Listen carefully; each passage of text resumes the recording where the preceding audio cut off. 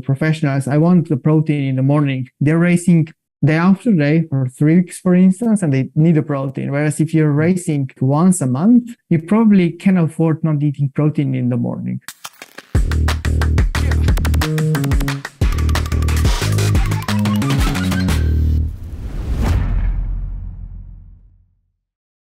When I think about my breakfast, for instance, and I don't do a lot of races, I do like sometimes like KOM attempts and sometimes like really long days in the saddle. On those really hard days, I will definitely do rice with fructose, add some milk, do like a pudding or something. I do out of it. So it would be like something with taste, like chocolate powder, like Nesquik or something. Anything with sugar would be good. And then if you're talking about like elite athletes, they can always like supplement, like do rice and then add some fruits on the top of it, some bread with jam or honey, this kind of thing, or some syrups.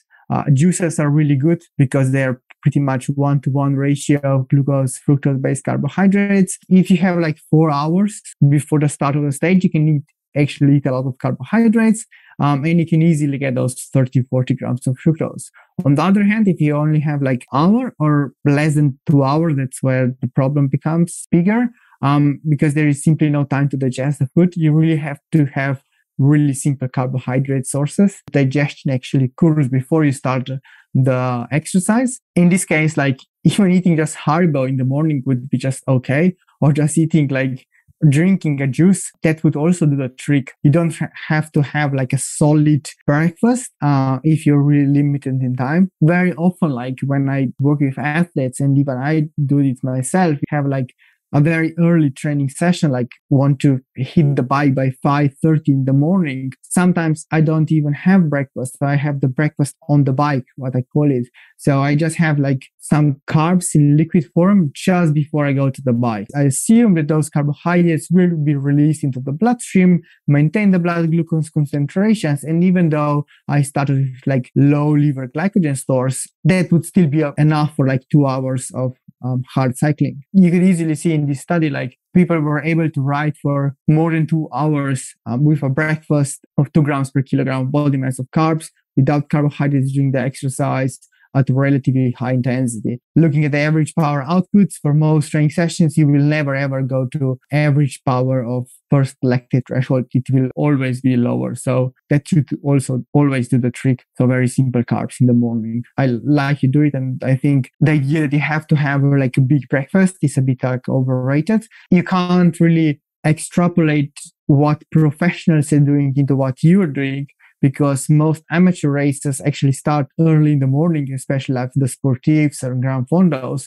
whereas professionals start at noon or 1 p.m. And there is a big difference of what the requirements are. So for professionals, I want the protein in the morning. They're racing day after day for 3 weeks, for instance, and they need a protein. Whereas if you're racing once a month, you probably can afford not eating protein in the morning and just focus on carbs. So it's not the same, and you can't really extrapolate between different groups. Yeah, I guess you have to find out what works for you and take into account what's coming up. Like you say, if it's early in the morning and a relatively short ride, then you can get away with relatively little and topping up on the bike or whilst you're riding. But yeah, if you're going to be doing a 150 kilometer race, Gran Fondo or something, then you just have to kind of bite the bullet and get up even earlier so that you can get a decent amount inside you rather than leaving it all to the last minute like that, because you want to have it nicely digested. So a 2 grams per kilo of carbs, what would that look like in terms of a typical portion size of rice on a plate or in a cereal bowl or something? No idea. I always weigh the food. Yeah, I get an idea of what this is. I think it's like usually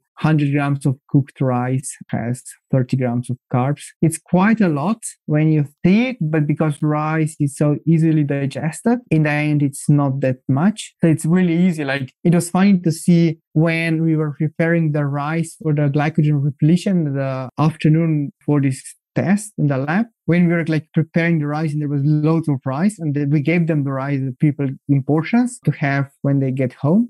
And the portions were big. Like, you were looking at those portions and were like, well, this is a lot of carbohydrates. How are they going to consume it? And I was like, yeah, they just have to do it. Almost everyone was saying in the end, it was not enough. They would be able to eat more just because like it's so quickly digested, the rice, that you just, simply become hungry again. And obviously, based on this and also the timing, there was probably not enough time to completely fill up the stores. They were not like completely filled up, which is fine as long as the stores were normalized. But basically, rice is really good way to kind of get the carbohydrates in, low fat, low protein, just carbs, and very quickly digested. And is there anything else you'd recommend as an alternative to rice? Yeah. So rice needs time to cook. Like semolina, I think, is a really good way of getting the simple to digest carbs in the morning, and it's much quicker prepared. So that would be also like a really good alternative, I think. I remember you mentioning before about the fiber content of rice. If it's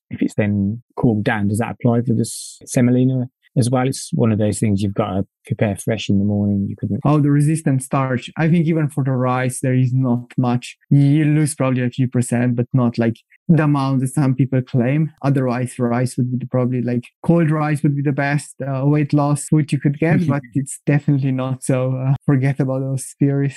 That's good, because I like some rice for my meal the night before the race, and then I just have the leftovers in the morning rather than cooking something. One less thing to do at 6 o'clock in the morning when you're trying to force down tons of rice. Yeah, and another thing, like why rice is pretty good is you can make it with quite some water, add some milk or so, and you also like take care of the hydration in the morning. You add a pinch of salt, and because of all the like sugar, you don't feel that salt, and it's really good for hydration as well. Because obviously you want those to start right well hydrated, especially in the summer heat. So this works really well as well. Yeah, it expands a lot, doesn't it? The grain. So there's a lot of water included within that rice as well. Good point as well. Anything else you want to add on in terms of breakfast?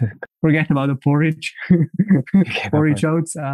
That's not a good breakfast. I don't recommend it, especially not if you're on early starter and you go to the bike very quickly.